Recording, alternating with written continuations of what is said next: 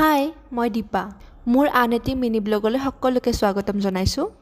আজি ৰাতিপুৱাই উঠি লৰালৰিকৈ মেকআপলৈ বুলি ওলালোঁ, কাৰণ সৰস্বতী পূজাৰ কাৰণে দুটা মেকআপ আছিলে আৰু যিমান জলদি পাৰোঁ মেকআপটো কমপ্লিট কৰি ওলালোঁ, কাৰণ মোৰ কলেজৰ ফ্ৰেণ্ড কেইজনী মোক লগ ধৰিছিলে কলেজলৈ যাম বুলি। বাট মোৰ অকণমান লেট হোৱাৰ কাৰণে সিহঁতে গুচি গ'লগৈ। ফাইনেলি মেকআপ কমপ্লিট কৰি মই ঘৰলৈ আহিলোঁ। গা পা ধুই ৰেডি হৈ আকৌ ওলালোঁ আৰু ফাইনেলি আমাৰ সৰস্বতী দেৱীৰ দৰ্শন হ'ল। তাই কলেজৰ পৰা আহিছে, তাইৰ লগত ভাইটিৰ কলেজলৈ বুলি ওলালোঁ। ইমান কষ্ট হোৱাৰ পিছতো মেকআপ কৰি আহি কিয় ওলাইছোঁ জানানে? মোৰ মটিভটো হ'ল খিচাৰী। ফাইনেলি আমি ট'টত উঠি ল'লোঁ আৰু এয়া মেহেন্দি। কাৰ বেছি ডাৰ্ক হৈছে কমেণ্ট কৰি জনাবচোন। ফাইনেলি আমি কলেজ পালোঁ আৰু দেৱী মাৰ ওচৰত সেৱা কৰিলোঁ। সেৱা কৰি উঠি প্ৰসাদ খালোঁ।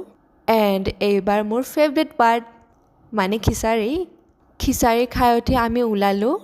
এয়া দেখিছেনে কুকুৰটোক কোনোবাই ফুল দি থৈছে, ই টোপনত লালকাল আকৌ। পেট পূজা হোৱাৰ পিছত ঘৰলৈ উভতিলোঁ, কাৰণ ভৰিয়ে আৰু নোৱাৰা হৈছে। ঘৰৰ ওচৰতে তাইক দুখনমান ফটো উঠাই দিলোঁ আৰু এয়া মোৰ অৱস্থা নাই। আজিলৈ ইমানে, লগ পাম আকৌ আন এটি ব্লগত। বাই।